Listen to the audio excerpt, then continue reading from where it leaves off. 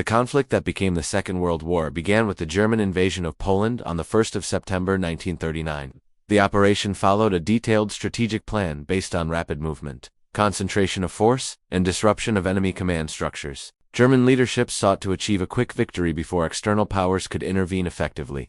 The invasion involved coordinated actions by armored units, motorized infantry, and the Luftwaffe. This approach represented the practical application of a method later described as Blitzkrieg, though the German military at the time used conventional operational terms. German forces attacked from three main directions. From the west, Army Group South crossed the border toward Silesia and Lesser Poland. From the north, units advanced from East Prussia. From the southwest, additional formations moved through Slovakia under previously arranged agreements. These converging movements aimed to encircle Polish forces before they could reorganize. The Polish army relied on a mobilization plan that required time. German commanders intended to prevent the completion of this mobilization. The Luft initiated large-scale air operations during the first hours of the invasion. Its objectives included destroying Polish aircraft on the ground, disrupting communication lines, and supporting ground offensives.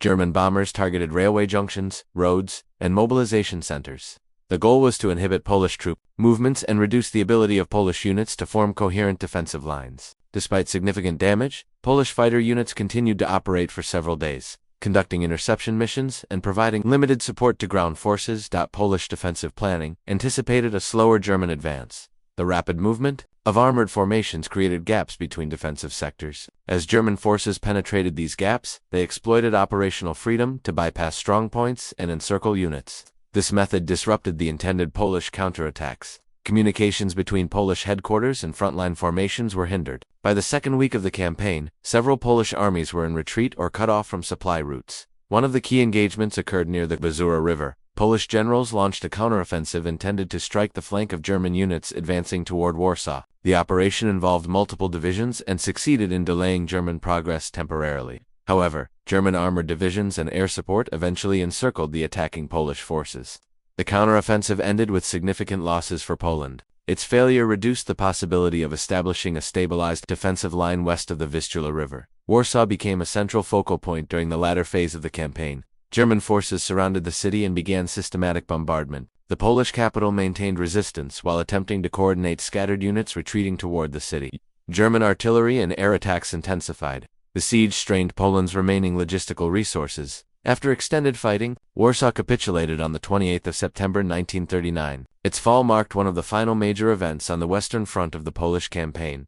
A critical development occurred on the 17th of September when the Soviet Union entered eastern Poland. The move followed the terms of a secret protocol associated with the Molotov-Ribbentrop Pact. Soviet forces advanced rapidly, encountering limited organized resistance because most Polish units were already engaged against German forces in the west. The eastern advance prevented any possibility of re-establishing a line of defense or conducting a long-term withdrawal toward Romania. The dual pressure from two fronts accelerated the collapse of Polish operational coherence. Polish government officials and military leaders attempted to preserve state continuity by withdrawing to Romania. They aimed to re-establish a government to continue diplomatic and military efforts from abroad. This objective was partially successful. Polish forces that escaped continued to contribute to Allied operations in later phases of the war. However, within Poland, organized resistance ended by early October 1939. The rapid defeat of Poland demonstrated the effectiveness of German operational planning under the conditions present at the time. The coordinated use of armor, motorized infantry, and air support allowed German units to advance faster than anticipated. Command structures emphasized rapid decision-making and exploitation of local advantages.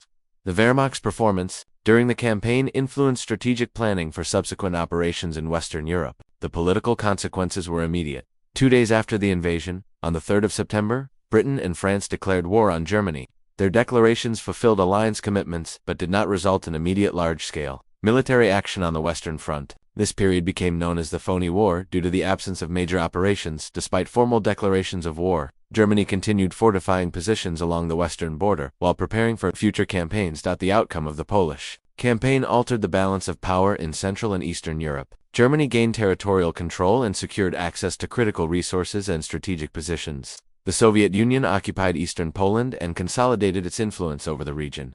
The partition changed the geopolitical structure of Eastern Europe and set the conditions for later confrontations on a larger scale. The conflict that began with the invasion expanded rapidly in the following years as major powers mobilized their forces and prepared for broader operations. The invasion of Poland thus served as the operational and political starting point for the wider conflict. The combination of rapid military execution, limited external response, and coordinated strategic planning allowed Germany to secure its objectives within a short period. The consequences of this campaign shaped the early structure of the war and influenced the trajectory of subsequent actions across Europe. After the conclusion of the Polish campaign, the conflict on the Western Front entered a period of limited military activity. Britain and France had declared war on Germany in early September 1939, but neither side initiated major ground operations during the following months. This interval became known as the Phony War. Allied forces maintained defensive positions along the French-German border. The French army relied on the Maginot Line, a network of fortifications built to deter offensive action. German forces reorganized and prepared for future operations while maintaining defensive postures along the West Wall. During the winter of 1939 to 1940, both sides increased mobilization. Britain expanded its expeditionary force, sending additional divisions to France. French units constructed supplementary field positions to strengthen defensive lines. German military planners refined operational concepts that differed from the limited objectives of the First World War. The German High Command reviewed lessons from the Polish campaign and considered approaches that emphasized rapid breakthroughs, use of armored units, and concentrated strikes. The strategic objective shifted toward defeating France quickly to prevent a prolonged two-front conflict. Operations resumed in April 1940 when Germany initiated its campaign in Scandinavia. The initial targets were Denmark and Norway. Denmark was occupied in a single day due to its limited defensive capability and strategic geography. The swift occupation provided Germany with secure air and naval access to the Baltic. Norway presented greater challenges because of its length, mountainous terrain, and presence of Allied naval forces. German forces carried out combined operations involving airborne units, naval assets, and infantry divisions. Despite initial setbacks at sea, Germany secured key ports and established control over major regions.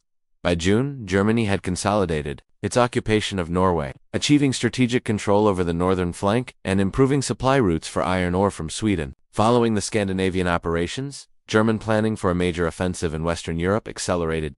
The strategic objective was to defeat France and drive British forces from the continent. The plan involved attacking through the Low Countries to outflank French defenses. Belgium, the Netherlands, and Luxembourg were positioned between German territory and the northern sectors of the French defensive line. Their invasion would also draw Allied forces forward, creating opportunities for maneuver. On the 10th of May 1940, Germany launched simultaneous offensives across the Low Countries and into France. The Netherlands faced rapid airborne assaults targeting bridges, airfields, and transportation hubs. These operations sought to disrupt Dutch command structures and facilitate the advance of ground units.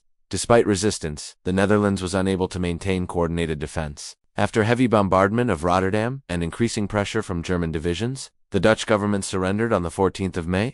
Belgium encountered a similar pattern of operations. German forces advanced through the Ardennes, a forested region previously considered unsuitable for large mechanized formations. This movement surprised Allied commanders, who expected the main German attack to occur in central Belgium, as in 1914. Instead, armored divisions crossed difficult terrain and reached the Meuse River at Sedan. German engineers and artillery units enabled rapid river crossings under heavy pressure. Once armored units established bridgeheads, they expanded the penetration and advanced westward. The breakthrough at Sedan marked the turning point of the campaign. German armored formations drove toward the English Channel, aiming to isolate Allied forces that had advanced into Belgium. British and French units attempted counterattacks to contain the penetration, but these efforts were limited by communication difficulties, lack of coordination, and the speed of German movement. By late May, German forces reached the coast near Ab, cutting off the northern Allied armies. The encirclement created a critical situation for the British Expeditionary Force and several French divisions. They withdrew toward the port of Dunkirk in an attempt to maintain defensive positions long enough for evacuation. German units advanced rapidly toward the area. Luftwaffe aircraft conducted operations to disrupt Allied defensive lines and target the port. Despite the pressure, Allied naval forces organized a large-scale evacuation. Over several days, a significant portion of the encircled troops was transported across the Channel to Britain. Equipment losses were heavy, but the preservation of manpower allowed Britain to continue the war. Following the evacuation, German forces resumed their advance into France. The French army attempted to reorganize and form new defensive lines along the Somme and Aisne rivers. These efforts slowed German progress but could not reverse the operational situation. German divisions exploited gaps in the French defenses, supported by continuous air operations. French command structures faced increasing difficulty coordinating units spread across multiple sectors. By early June, German forces advanced toward the interior of the country. The political situation in France deteriorated as military setbacks accumulated. Government deliberations focused on whether to continue resistance or seek an armistice. German forces entered Paris on the 14th of June without encountering organized defense. French military capability was severely reduced. On the 22nd of June 1940, France signed an armistice with Germany. The agreement divided France into an occupied zone and a nominally autonomous region headquartered in Vichy. The fall of Western Europe altered the strategic balance of the war. Germany gained control of major industrial regions, Atlantic ports, and extensive transportation networks. The rapid defeat of France removed Britain's principal continental ally. Germany now controlled a broad front from the northern coasts of Norway to the Pyrenees. The success of the campaign reinforced German confidence in operational methods, based on concentrated armored thrusts and integrated air support. The outcome set the stage for subsequent operations against Britain, and later the Soviet Union.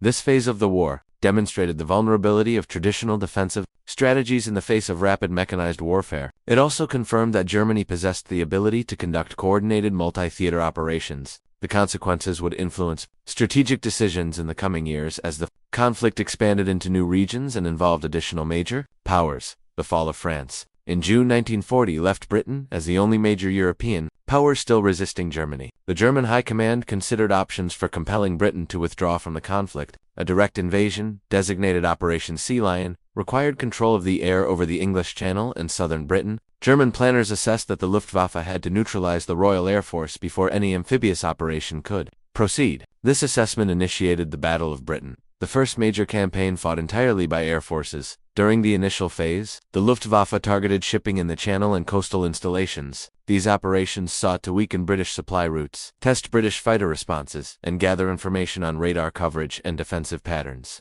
The British system of integrated air defense relied on radar stations, observer networks, centralized command operations, and coordinated fighter control. This system allowed British commanders to direct fighter squadrons efficiently and maintain pressure on attacking forces. On August 1940, the Luftwaffe shifted to a broader offensive. German aircraft targeted airfields, aircraft factories, and command centers. The intention was to reduce Britain's fighter strength and disrupt its ability to coordinate air defense. Stuka dive bombers, effective in earlier campaigns, performed poorly against concentrated fighter resistance and were eventually withdrawn from the main battle. German medium bombers formed the core of the offensive. Fighter escorts attempted to protect them, but range limitations reduced escort effectiveness over distant targets. British defensive efforts centered on fighter command. Commanders rotated squadrons to maintain operational readiness and minimize attritional losses. British aircraft production continued despite bombing raids. Factories dispersed production components to reduce vulnerability. Pilots received steady reinforcements, including volunteers from the Commonwealth and allied nations. Despite losses, the RAF maintained sufficient strength to challenge German raids. By early September, German planners adjusted strategy. Instead of focusing primarily on airfields, the Luftwaffe began large-scale bombing of London and other urban centers. This shift followed several events, including accidental German bombing of London and British retaliation against Berlin. The new phase of bombing, known as the Blitz, began in earnest on the 7th of September 1940. German bombers targeted industrial areas, port facilities, and civilian infrastructure. The objective was to degrade British industrial capacity, weaken morale, and pressure the government to seek a political settlement. The Blitz continued for months, with repeated night raids aimed at major cities. These attacks caused significant destruction of housing, factories, transportation networks, and storage facilities. British air defenses adapted by increasing night fighter operations, improving radar systems, and expanding civil defense measures. Despite heavy losses in urban areas, industrial production recovered quickly in many sectors. Transportation networks were repaired rapidly. The bombing did not achieve the intended strategic effect. The Battle of Britain reached a turning point when the Luftwaffe failed to destroy the RAF's defensive capability. German losses increased, particularly among bomber crews. Fighter escorts could not remain long enough over targets to provide adequate protection. British radar and command systems maintained consistent pressure. By late October 1940, German High Command reduced daylight bombing operations and shifted primarily to night raids. The failure to neutralize the RAF made Operation Sea Lion infeasible. German plans for invasion were postponed and ultimately abandoned. The outcome of the Battle of Britain had strategic implications. Germany retained significant air power, but its inability to secure air superiority prevented expansion into the British Isles. Britain remained an operational base for future Allied operations. German control of Western Europe remained incomplete. This forced German planners to consider other strategic directions, including operations in the Balkans and the Soviet Union. While the air campaign continued, another dimension of the conflict developed: strategic bombing. Germany maintained night bombing of British cities through early 1941, targeting industrial regions in the Midlands and port cities along the coast. British bombers also initiated retaliatory raids on German industrial centers. Early British bombing raids were limited in accuracy due to navigation and equipment constraints, but they signaled a shift toward long-range offensive operations that would expand later in the war. The Battle of Britain demonstrated the importance of integrated air defense systems. Radar detection allowed early identification of incoming raids. Ground observers extended coverage beyond radar limitations. Centralized command centers allocated fighter resources where needed. This structure enabled effective interception and reduced the impact of German attacks. The campaign highlighted the significance of air superiority as a prerequisite for amphibious operations and altered German planning during the next phase of the war. With the failure to defeat Britain by air, German strategy adjusted to focus on other theaters. Developments in southeastern Europe influenced this shift. Political instability in the Balkans and Italian military setbacks in Greece required German intervention. These events preceded Germany's largest military undertaking, the invasion of the Soviet Union. Before launching that campaign, Germany secured its southern flank and stabilized the situation in the Mediterranean region.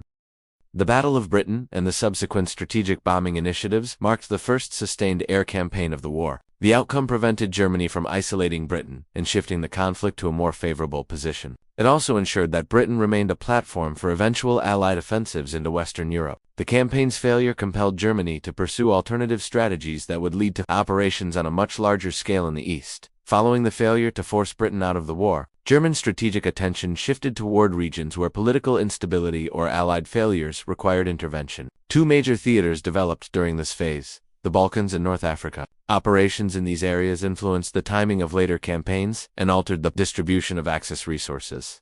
Italian military operations shaped the early developments. In October 1940, Italy launched an invasion of Greece from Albania. Italian planners expected a rapid advance supported by numerical superiority. However, the operation encountered strong resistance. Greek forces counterattacked and pushed Italian units back into Albania. The front line stabilized during the winter, but Italy's inability to achieve its objectives created strategic concern for Germany. Balkan instability risked exposing Germany's southern flank before the planned campaign against the Soviet Union. At the same time, Italy initiated operations in North Africa. Italian forces based in Libya advanced into Egypt in September 1940. Their objective was to secure the Suez Canal region and challenge British control of the eastern Mediterranean. British counterattacks during Operation Compass in December 1940 disrupted Italian positions. British and Commonwealth units captured large numbers of Italian troops and advanced deep into Libya. Italy requested German assistance to stabilize the North African front. In response, Germany deployed the Afrika Korps under General Erwin Rommel in early 19. The arrival of German armored and motorized units changed the balance of forces in the region. Rommel conducted rapid counteroffensives that recaptured territory lost during the British advance. By April, Axis forces pushed back toward the Egyptian frontier. The fluctuating front line in North Africa became a prolonged campaign. The region held strategic importance due to control of Mediterranean supply routes and access to the Suez Canal. Parallel to developments in North Africa, German involvement in the Balkans intensified. Political changes in Yugoslavia created immediate strategic implications. In March 1941, the Yugoslav government joined the Tripartite Pact, aligning with the Axis. Days later, an internal coup reversed this policy. The new government rejected Axis alignment. Germany viewed the political shift as a threat to regional stability and planned military intervention to secure the southern flank before launching operations against the Soviet Union. Germany initiated operations in the Balkans on the 6th of April 1941.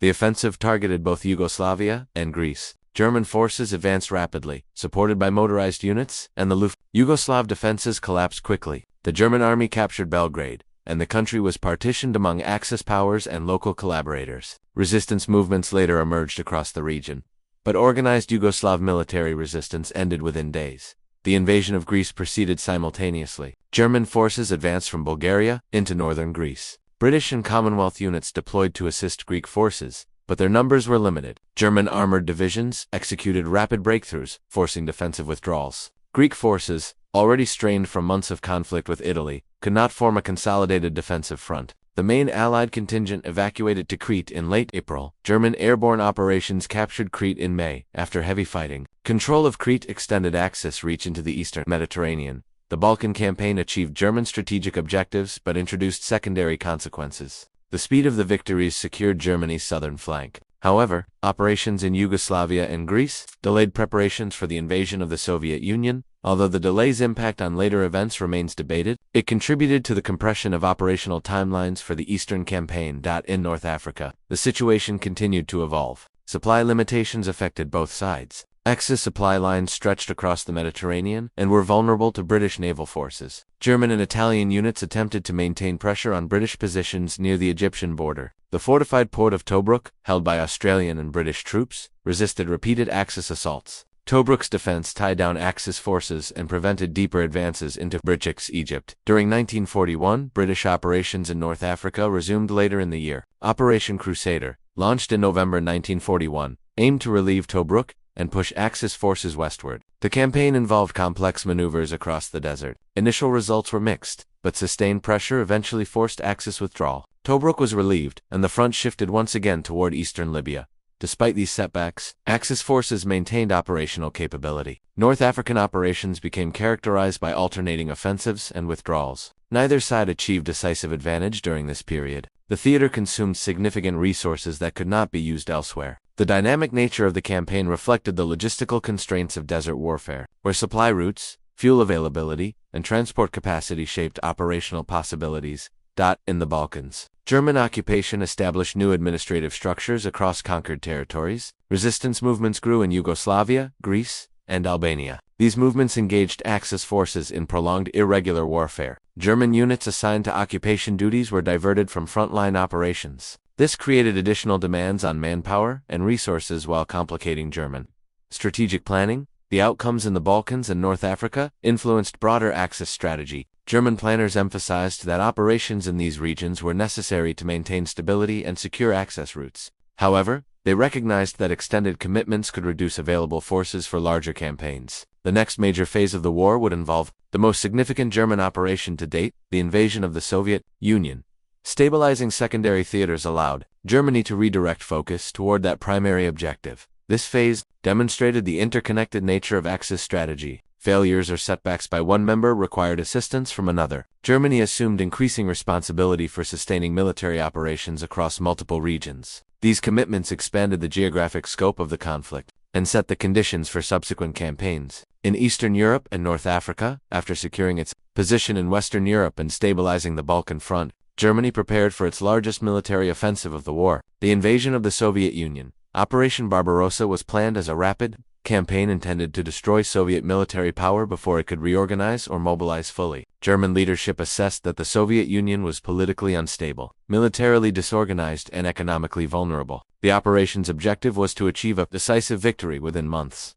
The invasion began on the 22nd of June 1941. German forces attacked along a broad front stretching from the Baltic Sea to the Black Sea. The offensive involved three major army groups. Army Group North advanced toward Leningrad. Army Group Center aimed to capture Minsk, Smolensk, and ultimately Moscow. Army Group South targeted Ukraine, with objectives including Kiev, industrial regions, and agricultural zones. The scale of the operation exceeded any previous German campaign. The initial phase of Barbarossa produced significant German success. The Soviet border defenses were incomplete, and many units were not fully mobilized. German armored formations executed deep penetrations surrounding Soviet forces and large air operations by the Luftwaffe inflicted heavy damage on Soviet airfields during the first days of the offensive. Thousands of Soviet aircraft were destroyed on the ground or during early engagements. German units advanced rapidly through gaps created by the armored Spearheads Army Group Center achieved some of the earliest major The battles near Minsk and Bialystok resulted in large numbers of Soviet troops being captured or forced to retreat. The rapid movement of German armored units created confusion within Soviet command structures. Communications were disrupted, and many Soviet commanders lacked accurate information about the situation on the front.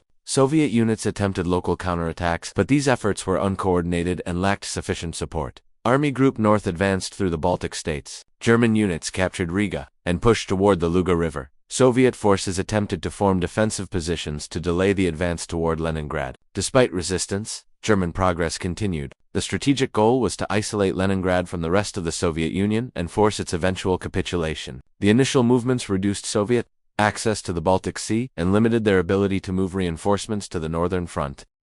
Army Group South faced more complex conditions. The terrain in Ukraine allowed for rapid armored movement, but Soviet defenses were more extensive. Soviet units conducted counterattacks near Lutsk and Brody, resulting in large armored engagements. Although these counterattacks inflicted some losses, German formations maintained operational momentum. They continued advancing toward Kiev and the Dnieper River. The southern front's agricultural and industrial resources were key to German strategic planning. The Soviet Union responded to the invasion with rapid mobilization. Despite initial losses, Soviet industry had significant potential for expansion. Factories in western regions began relocating eastward to avoid capture. Soviet command structures reorganized to improve coordination. Reserve armies were formed and transferred to threatened sectors. The Red Army's ability to sustain losses and rebuild units became a defining factor in the campaign's later stages. German planning anticipated a collapse of Soviet resistance within months. Early victories reinforced this assessment. However, logistical challenges emerged quickly. The distances involved in the Eastern Campaign exceeded those of earlier operations in Europe. Supply lines stretched across thousands of kilometers. Fuel, ammunition, and spare parts became difficult to transport to forward units.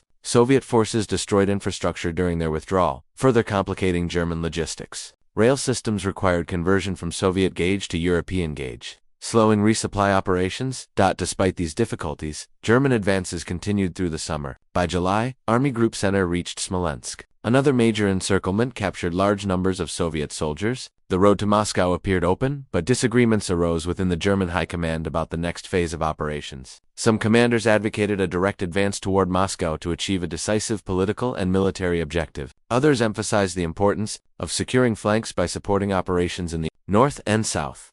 The Soviet response during this period included defensive operations and counterattacks aimed at slowing German momentum. Although early Soviet counteroffensives were costly, they bought time for reinforcements to arrive. The Soviet High Command reorganized units that had survived initial encirclements and directed additional divisions to key defensive positions. Despite significant losses in personnel and equipment, the Red Army maintained continuous resistance. During the early phase of Barbarossa, the Luftwaffe provided extensive support to ground forces. German aircraft disrupted Soviet supply lines, attacked troop concentrations, and supported armored offensives. However, sustained operations over long distances placed strain on German air units. Losses increased as Soviet air defenses improved, and as operational wear affected aircraft availability, Soviet industry began replacing aircraft more rapidly, narrowing the initial disparity. The political implications of the invasion were immediate. Britain extended full support to the Soviet Union, despite previous ideological differences. The Soviet government relocated key industries and administrative structures eastward to ensure continuity. The United States, not yet formally at war in Europe, expanded material support under existing agreements. The conflict on the Eastern Front became the primary focus of German military planning and resources. By the end of the early phase of Barbarossa, German forces had advanced deeply into Soviet territory and inflicted heavy losses. However, the Soviet Union retained significant manpower reserves, industrial potential, and geographic depth. The initial objectives of the campaign remained unfulfilled. German operations would enter a new phase in which extended supply lines, Soviet reinforcements, and deteriorating weather conditions influenced the course of the conflict. By late summer 1941, German forces had advanced hundreds of kilometers into Soviet territory, achieving several major encirclements and capturing extensive regions. However, the initial momentum of Operation Barbarossa began to slow as operational conditions changed. The vast distances, sustained combat, and logistical strain reduced the ability of German units to maintain rapid advances. Meanwhile, the Soviet Union demonstrated an increasing capacity to reorganize, mobilize new forces, and strengthen defensive positions. Army Group Center, positioned along the Smolensk axis, held a central role in German planning. After the encirclement battles around Smolensk, German commanders debated the next objective. Some advocated an immediate drive toward Moscow, arguing that the Soviet capital represented a critical political, administrative, and logistical hub. Others supported diverting forces to assist operations in the north and south to eliminate remaining Soviet armies in those regions. Ultimately, German leadership redirected armored units toward the south to conduct a large encirclement around Kiev. The Kiev operation became one of the largest encirclements of the war. German and Allied units captured hundreds of thousands of Soviet soldiers, destroyed large quantities of equipment, and secured significant areas west of the Dnieper River. Although the Kiev success weakened Soviet forces in the region, it required time and resources. delaying the advance toward Moscow. When German forces renewed the offensive in the central sector during October, weather conditions had deteriorated and Soviet resistance had intensified. The renewed drive toward Moscow, known as Operation Typhoon, aimed to capture the Soviet capital before winter. German forces achieved initial breakthroughs, creating encirclements near Vyazma, and these operations disrupted Soviet defensive lines. But the encircled Soviet forces continued to resist, delaying German progress. As German armored units advanced deeper toward Moscow, logistical challenges increased. Supply lines extended across damaged infrastructure. Fuel shortages became more common. Vehicle maintenance suffered due to heavy usage and deteriorating road conditions. The onset of autumn brought heavy rainfall. Unpaved roads across the central and northern sectors became muddy and difficult to traverse. This period, known as the Rasputica, slowed movement of armored units and supply convoys. Infantry divisions also struggled to maintain pace. The reduced mobility allowed Soviet forces additional time to strengthen defenses around Moscow. Reinforcements, including Siberian divisions, arrived to bolster defensive lines. These units were well equipped for winter operations. By November, temperatures dropped significantly. German units lacked adequate winter clothing and cold weather equipment. Weapons and vehicles experienced increased mechanical failures due to freezing conditions. The Luftwaffe's ability to provide air support diminished as airfields became difficult to operate, and aircraft performance decreased in severe cold. Despite these challenges, German forces reached the vicinity of Moscow's outer defenses. Some units advanced close enough to observe city landmarks through binoculars. Soviet defensive preparations around Moscow included multiple fortified lines, interconnected positions, and anti-tank obstacles. The Soviet command shifted reserves strategically to critical sectors. As German advances slowed, Soviet counterattacks increased in frequency. Although not all counterattacks achieved local success, they disrupted German operations and prevented the consolidation of forward positions. Soviet morale improved as reinforcement numbers grew and defensive lines held.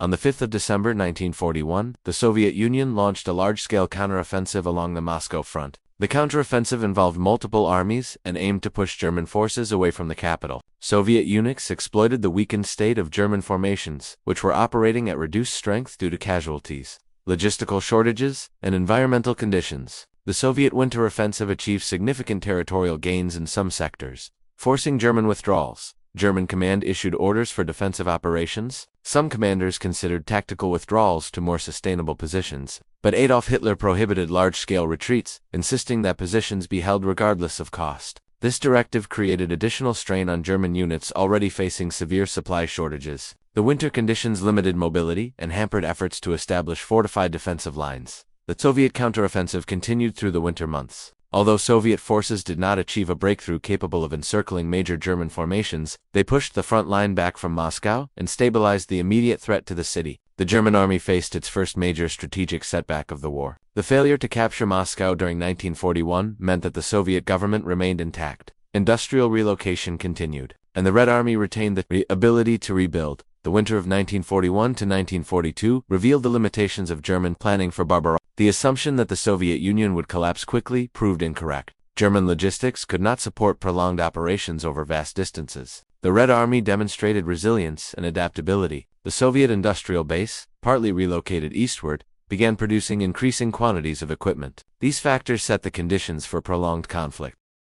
In the northern sector, Army Group North maintained positions near Leningrad but could not capture the city. The siege continued, but supplies reached the Soviet defenders through alternate routes, preventing capitulation. In the southern sector, Army Group South consolidated control over parts of Ukraine but faced extended supply lines in contested areas. Across the front, German units adopted defensive postures to withstand the winter counteroffensive. By early 1942, the front stabilized after months of heavy fighting. Both sides experienced substantial losses. The Soviet counteroffensive demonstrated that the Red Army could conduct coordinated operations across broad fronts. German forces remained committed to offensive objectives but faced increasing constraints. The next phase of the war would involve renewed German attempts to regain the initiative during the summer of 1942, leading to further major operations in the southern sector.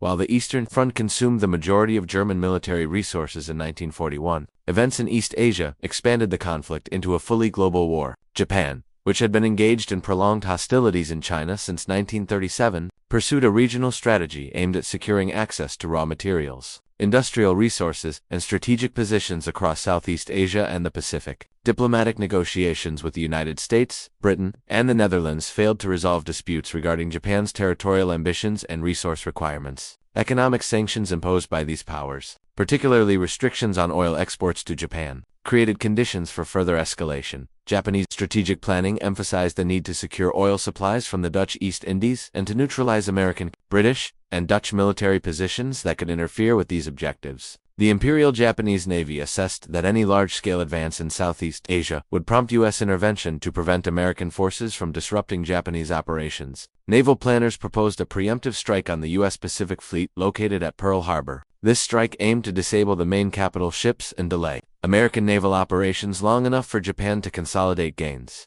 On the 7th of December 1941, Japan launched a coordinated series of attacks across the Pacific and Southeast Asia. The strike on Pearl Harbor involved carrier-based aircraft targeting battleships, airfields, and support facilities. The attack inflicted considerable damage, sinking or disabling multiple battleships and destroying numerous aircraft. However, American aircraft carriers were not present in the harbor at the time and remained operational. While the attack reduced American short-term naval capability, it did not eliminate the long-term capacity of the United States to conduct large-scale operations.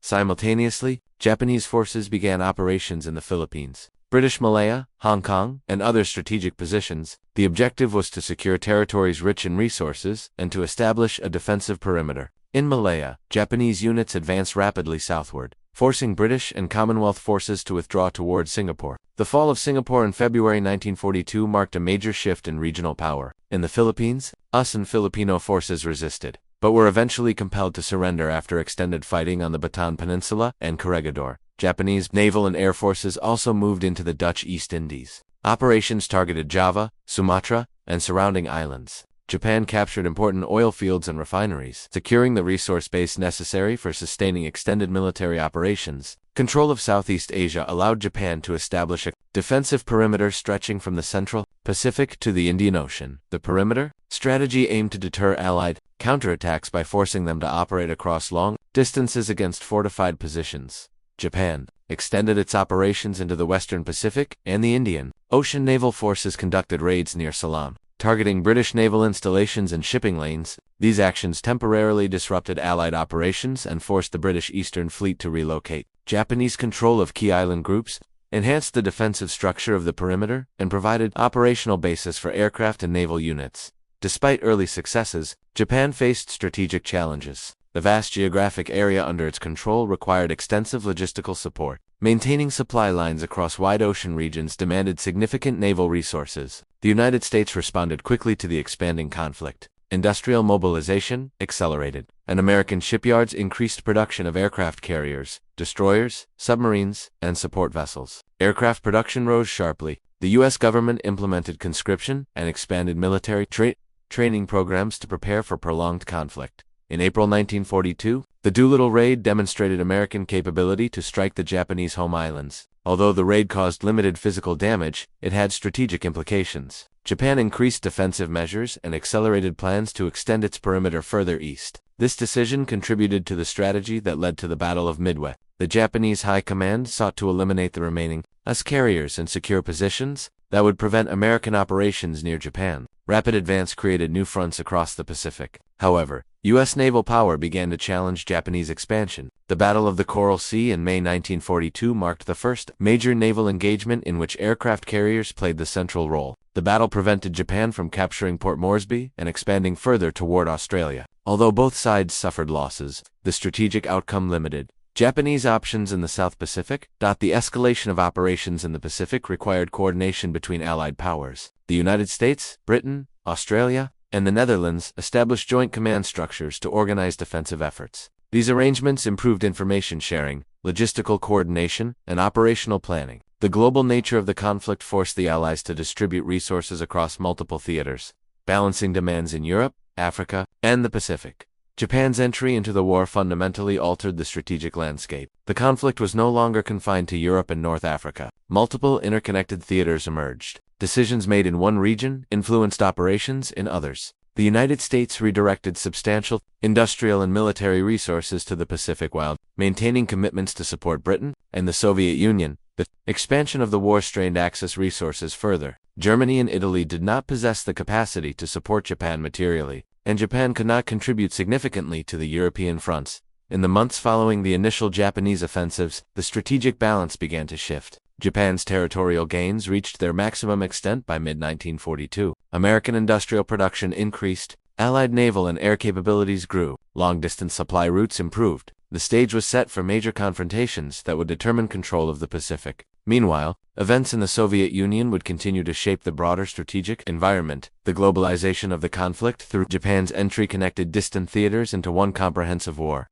Axis strategy now depended on sustaining operations across continents and oceans. The Allies likewise coordinated efforts to ensure efficient distribution of resources and unified strategic planning. The next phases of the conflict would reveal the limits of Axis capabilities and the growing capacity of Allied forces to conduct sustained, large-scale operations. By early 19, the global conflict required all major powers to operate simultaneously across multiple distant theaters. Axis and Allied strategies expanded accordingly, with campaigns unfolding in North Africa, the Atlantic, and the Pacific. Each theater influenced resource allocation, operational planning, and long-term strategic assessments. This period marked the beginning of structural shifts that would eventually reduce the offensive capacity of the Axis powers. In North Africa, the fluctuating front line between Axis and Allied forces continued to shape the Mediterranean theater. After the relief of Tobruk during Operation Crusader in late 1941, Allied forces attempted to maintain momentum, but logistical challenges and terrain constraints complicated sustained advances. Axis units reorganized, receiving reinforcements and supplies transported across the Mediterranean. Although these shipments faced increasing Allied interdiction, enough material reached North Africa to support renewed Axis operations. In early 1942, German and Italian forces resumed offensive operations. The Africa Corps advanced eastward toward Egypt, recapturing territory lost during earlier campaigns. In June, Tobruk fell to Axis forces after a brief assault. Its capture provided a temporary strategic advantage, enabling the Axis to push deeper toward the Egyptian frontier. The advance continued toward El Alamein, a narrow geographic corridor that limited maneuverability. British and Commonwealth units established defensive positions along the El Alamein line, preventing further Axis penetration.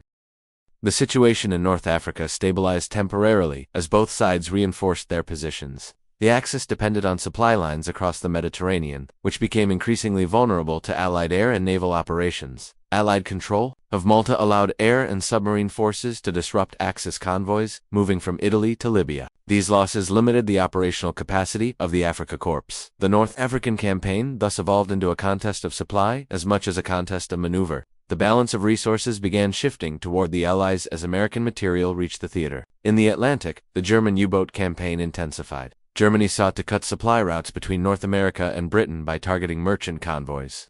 The objective was to reduce Britain's ability to sustain industrial production and military operations. In early 1942, U-boats achieved significant success along the American East Coast.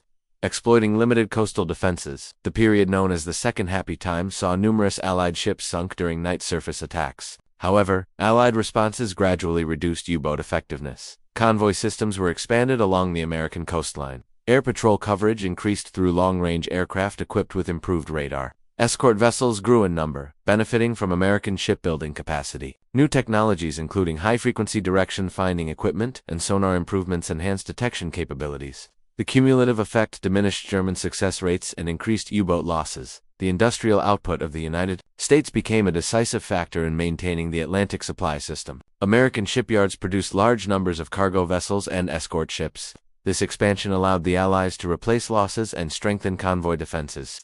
As the Allied escort system improved, U-boat operations faced increased difficulty reaching targets. The struggle for control of the Atlantic directly affected the ability of the Allies to support operations in Europe, the Mediterranean, and the Soviet Union through Lend-Lease shipments. Meanwhile, in the Pacific, the strategic balance began to shift following initial Japanese expansion. The Battle of the Coral Sea in May 1942 prevented Japanese forces from capturing Port Moresby. Although both sides suffered carrier losses, the outcome limited Japanese movement into the South Pacific.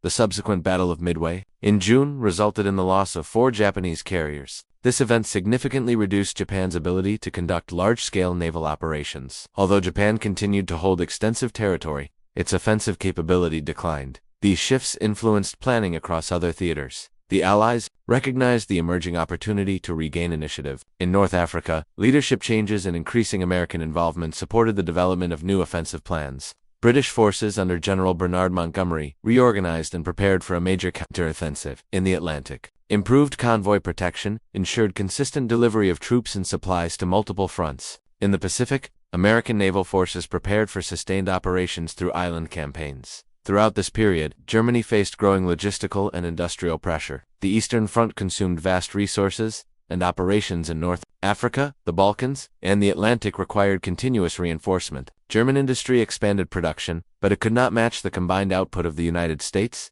Britain, and the Soviet Union.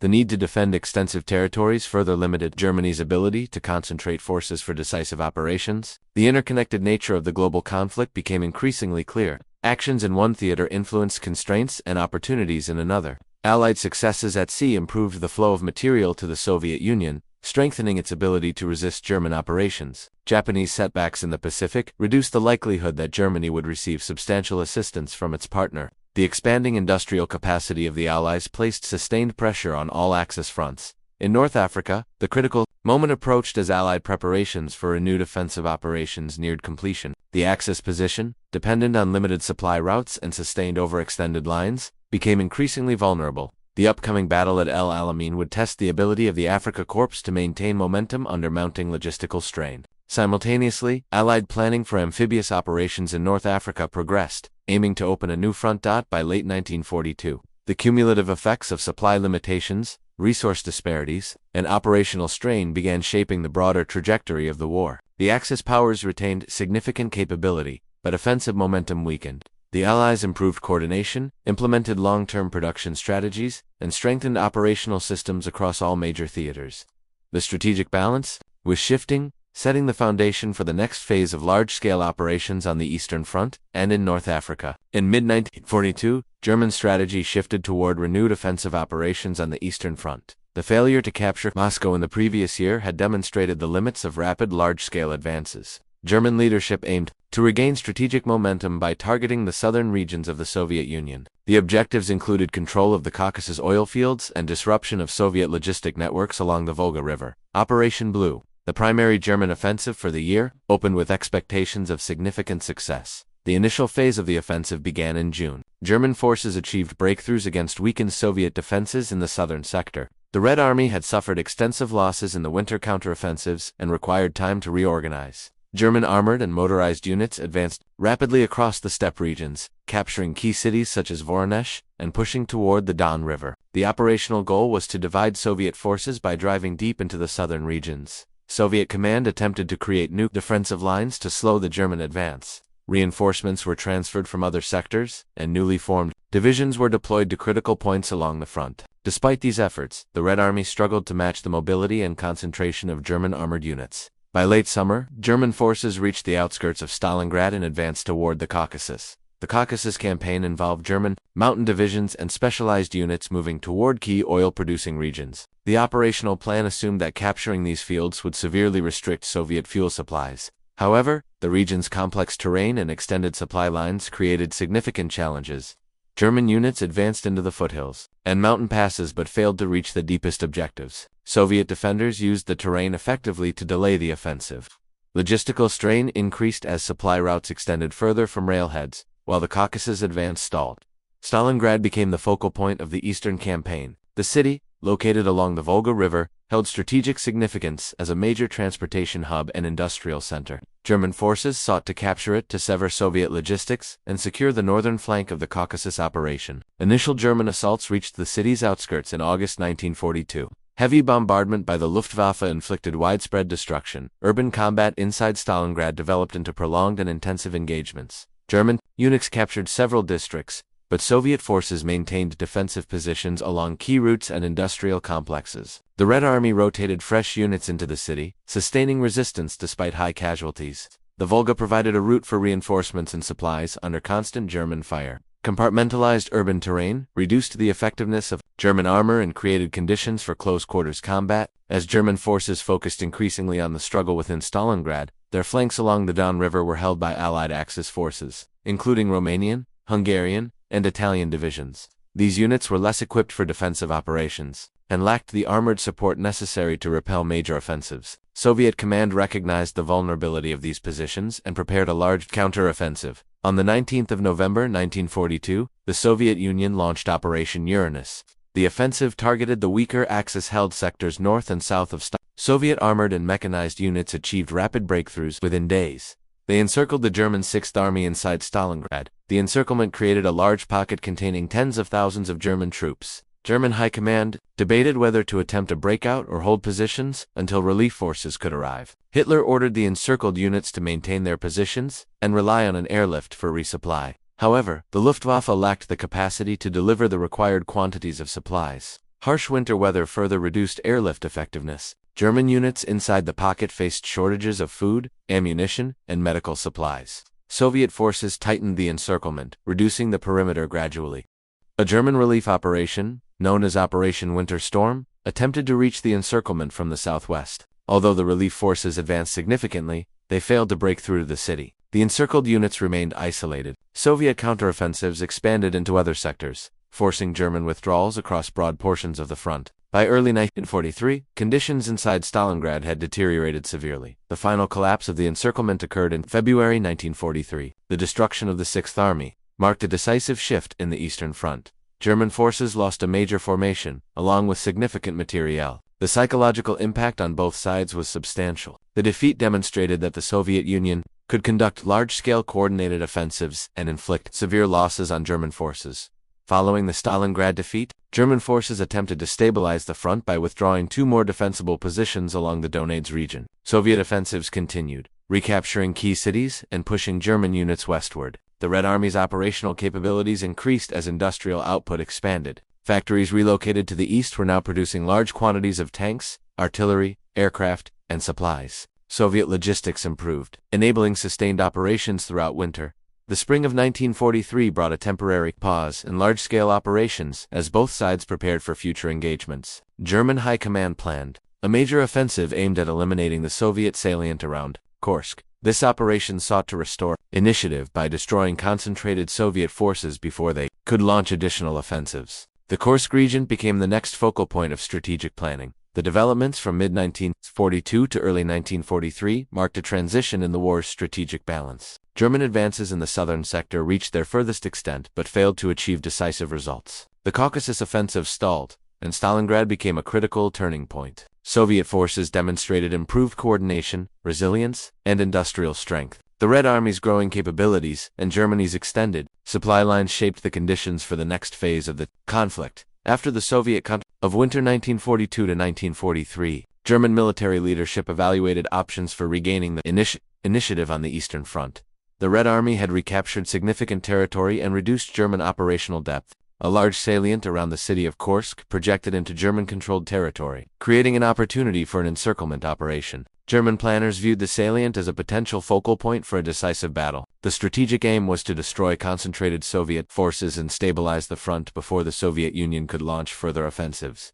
Operation Citadel, the planned German offensive, targeted the northern and southern shoulders of the Kursk salient. German armored units, including recently introduced heavy tanks, were assigned to break through fortified Soviet positions. The operation required precise coordination and extensive logistical preparation. However, Soviet intelligence detected German intentions. The Red Army strengthened defenses across the salient, constructing multiple defensive belts with minefields, anti-tank obstacles, trench systems, and artillery positions. By the time the Germans initiated the offensive, Soviet forces had prepared defensive networks on an unprecedented scale. The German attack began on the 5th of July 1943. Army Group Center attacked from the north, while Army Group South attacked from the south under the command of General Manstein. German units advanced into the defensive belts but encountered immediate resistance. Minefields slowed armored formations, enabling Soviet artillery and anti-tank units to engage effectively. Engineers worked to clear passages, but progress remained slower than expected. Soviet air forces contested control of the skies, reducing the ability of the Luftwaffe to support ground operations.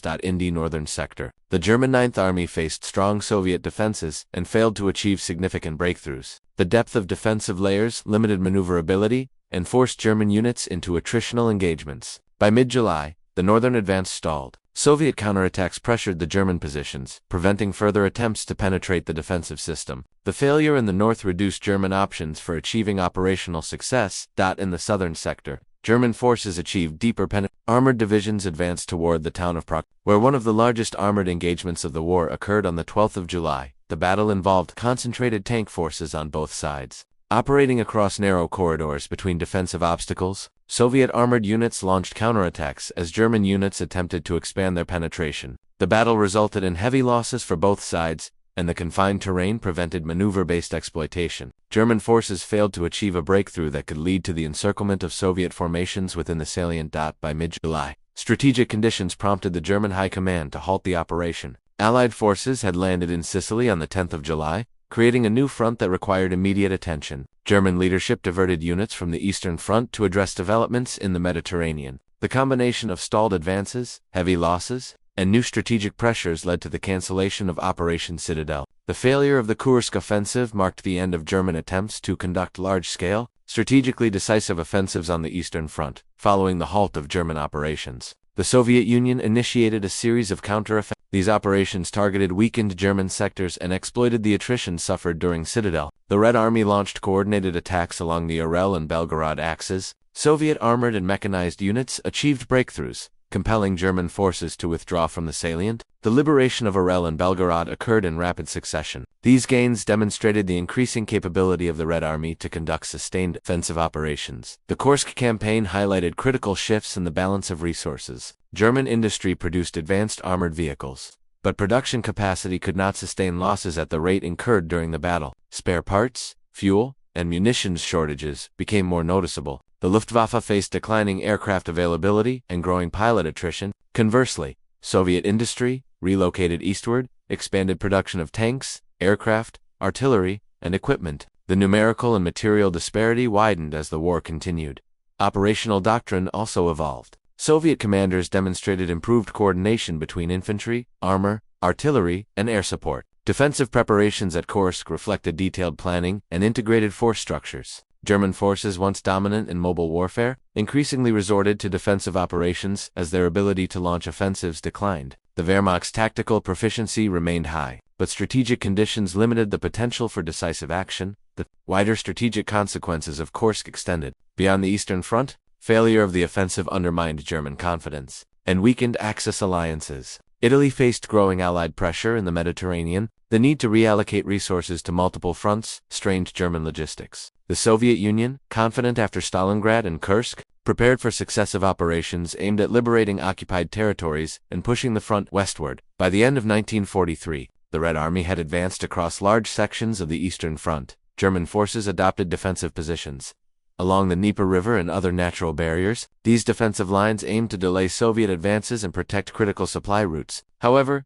the deterioration of Germany's offensive capacity meant that the strategic initiative would remain with the Soviet Union for the remainder of the war. The Battle of Kursk thus represented a turning point in the conflict. The combination of extensive Soviet defensive preparations, German logistical limitations, and evolving Allied operations ensured that Germany could no longer conduct major offensive campaigns with the expectation of decisive success. The outcome reinforced the broader shift in strategic balance that had begun earlier, and set the stage for further Soviet advances in the following years. By late 19th, the cumulative effects of attrition, resource disparity, and expanding Allied coordination began shaping developments across all major theaters. The Axis powers retained significant military formations, but their ability to sustain offensive operations diminished. Conversely, the Allies increased production, refined logistics, and implemented multi-front strategies intended to apply continuous pressure. In the Mediterranean, Allied operations progressed after the landings in Sicily during July 1943. The campaign resulted in German withdrawals and the collapse of Italian resistance on the island. The fall of Mustafa's government and Italy's subsequent armistice in September altered the strategic composition of the Axis. German forces rapidly occupied northern and central Italy to prevent Allied exploitation of the political transition. This established a new front across the Italian peninsula.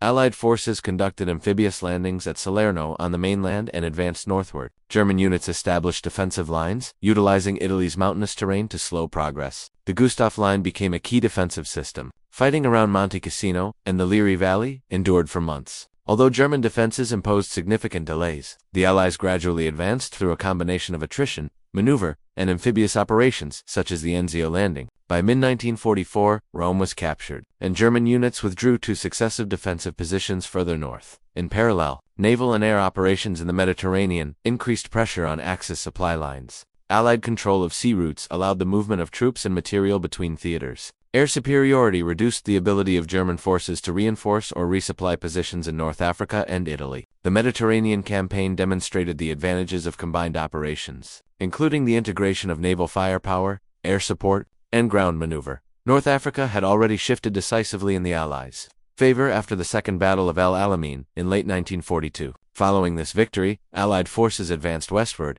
pushing Axis units into Tunisia. Operations Torch and subsequent advances led to the encirclement of Axis forces in North Africa. In May 1943, the remaining Axis units in Tunisia surrendered, resulting in the loss of large numbers of personnel and equipment. The end of the North African campaign freed Allied resources for operations in Europe. On the Eastern Front, the Soviet Union conducted large-scale offensives following the outcome of the Kursk campaign. Soviet forces crossed the Dnieper River and liberated key cities such as Smolensk, Kiev, and Kharkov. The Red Army demonstrated increased operational capability through coordinated actions involving infantry, armor, artillery, and air power. Soviet logistics improved as supply routes expanded and industrial output increased. German units attempted to stabilize the front through counterattacks but lacked sufficient reserves and equipment. Soviet offensives in late 1943 forced German withdrawals from vast territories. Operations extended across the central and southern sectors, reducing the depth of German defensive positions. The Soviet advance set conditions for further operations aimed at reaching Eastern Europe's political and industrial centers. The Red Army's momentum increased as German losses accumulated. Supply constraints limited German attempts to form new defensive lines. In the air, Allied strategic bombing operations intensified. U.S. and British air forces targeted industrial centers, transportation networks, and oil production facilities in Germany and occupied territories. Improvements in bomber escort fighters, radar navigation, and bombing accuracy increased the effectiveness of these operations. Although German air defenses inflicted losses, they faced declining pilot availability, fuel shortages, and reduced aircraft production. Strategic bombing contributed to diminished German industrial output and disrupted wartime supply chains. The Atlantic theater experienced continued Allied progress. Improved convoy escort systems, long-range patrol aircraft, and advances in anti-submarine warfare reduced the effectiveness of German U-boat. Allied code-breaking operations further enhanced situational awareness, allowing convoys to avoid submarine concentrations. By mid-1943, U-boat losses reached unsustainable levels, prompting Germany to reduce submarine operations in the North Atlantic. The regained security of the Atlantic supply routes ensured a steady flow of personnel, equipment, and resources from North America to Europe and the Soviet Union. Coordination among Allied powers increased during this period. Strategic conferences established joint priorities, resource distribution, and timelines for future operations. Decisions emphasized the need for a decisive offensive in Western Europe, continued pressure on German forces in Italy, and sustained support for the Soviet advance. The integration of long-term planning reflected the Allies' growing organizational cohesion and industrial potential. In the Pacific, the United States expanded its island campaign operations. Amphibious assaults targeted key island groups, including the Gilbert and Marshall Islands. These operations aimed to capture airfields and naval bases needed for future advances toward the Philippines and Japan. The U.S. Navy achieved increasing dominance through carrier-based air power and improved naval aviation tactics. Japanese defensive positions, isolated by Allied advances, became increasingly difficult to resupply. Japan experienced growing logistical constraints as Allied submarines targeted merchant shipping and supply routes. Industrial output declined due to resource shortages and strategic bombing. The inability to replace experienced pilots and naval personnel further reduced operational capability. Although Japanese forces continued to resist, the strategic balance in the Pacific shifted decisively toward the Allies. By the end of 1943, the Axis powers faced sustained offensives on multiple fronts. Their military structures required continuous reinforcement, but shortages in fuel, manpower, and equipment limited their options. The Allies developed coordinated operations that leveraged their expanding industrial capacity and growing numerical superiority. The global nature of the conflict intensified, with each theater influencing conditions in the others. This phase established the strategic foundation for the final stage of the war. German forces prepared defensive positions across Eastern and Western Europe, anticipating major assaults. Japan braced for continued Allied advances across the Pacific. The Allied powers increased planning for large-scale operations, aimed at breaking remaining Axis resistance and advancing toward decisive objectives. By early 19th, the strategic balance of the global conflict shifted decisively in favor of the Allied powers. The Axis retained substantial military forces, but their operational capability declined as industrial output, fuel reserves, and manpower diminished. The Allies expanded their multi-front pressure, coordinating operations in Europe, the Soviet Union, and the Pacific. The final phase of the war emerged as a series of encirclements, sustained offensives, and the systematic reduction of Axis-controlled territory. On the Eastern Front, the Soviet Union launched consecutive large-scale offensives across multiple sectors. Operation Bagration, initiated in the summer of 1944, targeted German Army Group Center. Soviet forces achieved rapid breakthroughs, encircling and destroying numerous German divisions. The collapse of Army Group Center created a critical gap in the German defensive system. Soviet units advanced hundreds of kilometers, liberating major cities and reaching the borders of Eastern Europe. The simultaneous operations in the northern and southern sectors compounded German difficulties, forcing continuous withdrawals from Ukraine and the Baltic region. Soviet advances continued throughout the year, pushing into Poland and the Balkans. Coordinated operations supported the liberation of key regions and severed German supply routes. The Red Army secured river crossings, captured transportation hubs, and advanced toward Central Europe. German attempts to form new defensive lines were hindered by shortages in equipment, fuel, and reinforcements. The Soviet Union maintained numerical and material superiority. Supported by an industrial base that exceeded pre-war output, the Balkan front experienced significant changes as political and military developments unfolded. Resistance movements in Yugoslavia and Greece intensified operations against Axis occupation forces. Soviet advances into Romania and Bulgaria altered regional alignments. Axis forces in the Balkans became increasingly isolated, eventually withdrawing toward Central Europe. The loss of these regions limited Germany's access to resources and reduced its operational flexibility.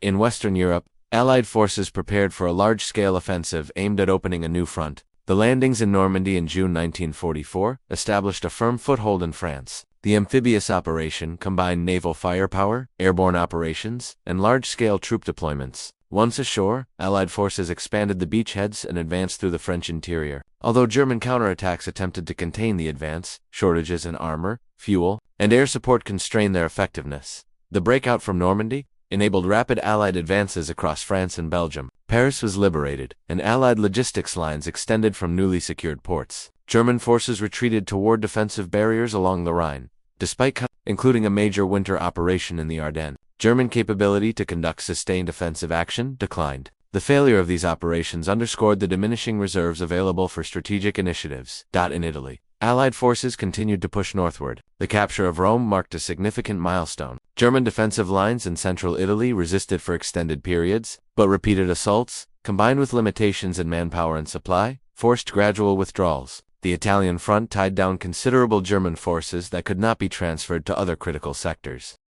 Strategic bombing intensified throughout 1944 and 1945. Allied air operations targeted industrial centers, transportation networks, and oil production facilities in Axis-controlled regions. The loss of refining capacity and the disruption of railway systems created severe logistical problems. German military units experienced chronic fuel shortages, reducing the effectiveness of mechanized operations. Air defenses became increasingly ineffective due to declining aircraft production and limited pilot training. In the Atlantic, Allied naval dominance ensured the safe passage of supply convoys. Advances in anti-submarine warfare, combined with code-breaking, significantly reduced the threat posed by German U-boats. The secure transatlantic supply system supported simultaneous Allied operations in multiple theaters. Germany's ability to interfere with Allied shipping was effectively eliminated during this period. In the Pacific, Allied advances proceeded through a sequence of amphibious operations. U.S. forces captured strategic islands, enabling the construction of airfields and naval bases closer to Japanese territory. Operations in the Marianas provided airfields for long-range bombing missions. Further advances across the Philippines and toward the Ryukyu Islands restricted Japanese movement and severed supply routes. Japanese forces, isolated across scattered island defenses, faced increasing shortages in ammunition, equipment, and food. Allied naval and air superiority expanded steadily. Submarine warfare targeted Japanese shipping, reducing the flow of resources to the home islands. Air operations targeted industrial regions and transportation infrastructure. Japanese aircraft production decreased due to raw material shortages. The inability to replace experienced pilots reduced the effectiveness of Japanese air defenses. Combined pressure of multi-theater offensives created conditions of strategic encirclement for both Germany and Japan. Their military organizations attempted to stabilize fronts, but shortages in fuel, manpower, and equipment limited operational options. Defensive lines contracted steadily. Counterattacks, though occasionally successful on a tactical scale, could not alter the overall strategic trajectory. By the final months of the conflict, the Axis powers faced overwhelming pressure. On the Eastern Front, Soviet forces advanced toward Central European, urban, and industrial centers. In the West, Allied armies crossed major river barriers and approached the remaining German defensive regions. In the Pacific, Allied forces closed in on Japan's final defensive perimeter, conducting operations that further isolated military units across the region. Although fronts remained active and resistance continued, the structural capability of the Axis powers to maintain coordinated operations diminished significantly. The cumulative effects of attrition, resource depletion, and sustained Allied pressure defined the final phase of the conflict. The encirclement of Axis-controlled regions became complete as Allied forces advanced from all directions,